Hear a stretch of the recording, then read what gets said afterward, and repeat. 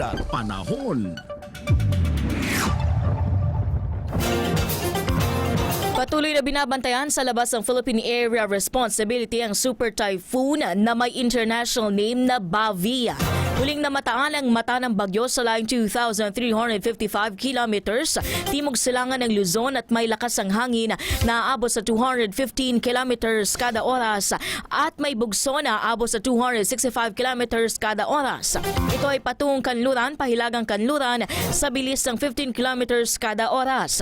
Inaasahan ang pagpasok nito bukas ng gabi o Miyerkules ng madaling araw at sa pagpasok nito ay papangalanan itong si Inday. Ngayong araw ay mababa ang tsansa na maglandfall ito sa kalupaan ng bansa kaya asahan ng maaliwala sa panahon sa Luzon, Visayas at Mindanao.